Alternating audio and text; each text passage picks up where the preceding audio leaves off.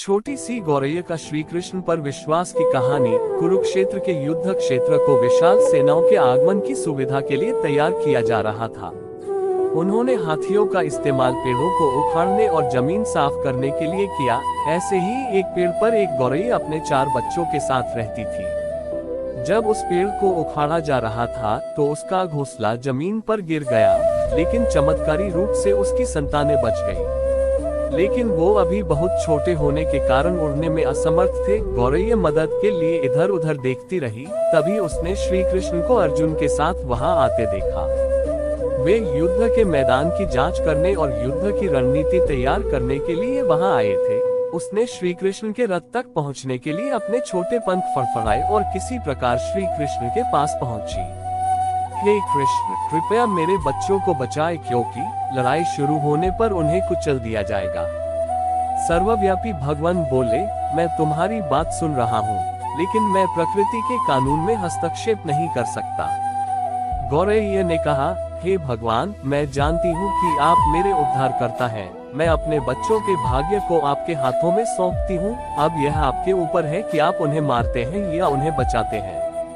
हे प्रभु, आप कैसे और क्या करते हैं वो मैं नहीं जान सकती। आप स्वयं काल के नियंता हैं, यह मुझे पता है। मैं सारी स्थिति, परिस्थिति एवं स्वयं परिवार सहित आपको समर्पण करती हूँ। भगवान बोले, अपने घोंसले में 3 सप्ताह के लिए भोजन का संग्रह करो। गौरैया और श्री कृष्ण के संवाद से अनभिज्ञ अर्जुन गौरैया को दूर भगाने की कोशिश करते हैं। गौरैया ने अपने पंखों को कुछ मिनटों के लिए फुलाया और फिर अपने घोंसले में वापस चली गई। 2 दिन बाद शंख के उद्घोष से युद्ध शुरू होने की घोषणा की गई। कृष्ण ने अर्जुन से कहा कि अपने धनुष और बाण मुझे दो। अर्जुन चौंक गए, क्योंकि कृष्ण ने युद्ध में कोई भी हथियार नहीं उठाने की शपथ ली थी। इसके अतिरिक्त अर्जुन का मानना था कि वे ही सबसे अच्छा धनुर्धर है। मुझे आज्ञा दें भगवान, अर्जुन ने दृढ़ विश्वास के साथ कहा। मेरे तीरों के लिए कुछ भी अभेद्य नहीं है। चुपचाप अर्जुन से धनुष लेकर कृष्ण ने एक हाथी को निशाना बनाया, लेकिन हाथी को मार के नीचे गिराने के बजाय तीर हाथी के गले की घंटी में जा टकराया और एक चिंगारी सी उड़ गई। अर्जुन ये देखकर अपनी हंसी नहीं रोक पाए कि श्री से एक आसान सा निशाना चूक गया।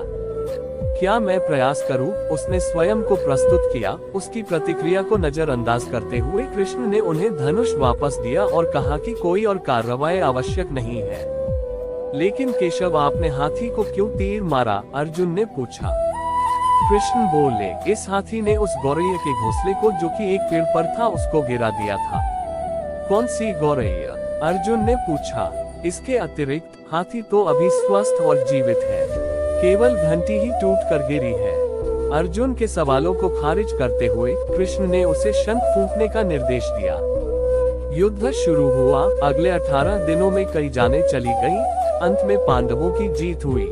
एक बार फिर कृष्ण अर्जुन को अपने साथ सुदूर क्षेत्र में भ्रमण करने के लिए ले गए।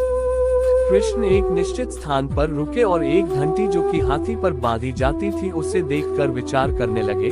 अर्जुन, उन्होंने कहा, क्या आप मेरे लिए ये घंटी उठाएंगे और इसे एक तरफ रख देंगे? निर्देश बिल्कुल सरल था, परंतु अर्जुन के समझ में नहीं आया। आखिरकार विशाल मैदान में जहां बहुत सी अन्य चीजों को साफ करने की जरूरत थी, कृष्ण उसे धातु के एक टुकड़े को रास्ते से हटाने के लिए क्यों कह रहे हैं? कृष्ण ने दोहराया, हाँ, यही घंटी, ये वही घंटी है जो हाथी की गर्दन पर पड़ी थी, जिस पर मैंने तीर मारा था। अर्जुन बिना किसी और सवाल के भारी घंटी उठाने के लिए नीचे झुका। जैसे ही उन्होंने इसे उठाया, उसकी हमेशा के लिए जैसे दुनिया बदल गई। 4 युवा पक्षियों और उसके बाद एक गौरैया उस घंटी के नीचे से निकले। बाहर निकल के माँ और छोटे पक्षी कृष्ण के इर्द गिर्द मंडराने लगे एवं बड़े आनंद से उनकी परिक्रमा करने लगे। 18 दिन पहले काटी गई एक घंटी ने पूरे परिवार की रक्षा की थी। मुझे क्षमा करें हे कृष्ण, अर्जुन ने कहा। आपको मानव शरीर में देखकर और सामान्य मनुष्यों की तरह व्यवहार करते हुए मैं भूल गया था कि आप वास्तव में कौन हैं।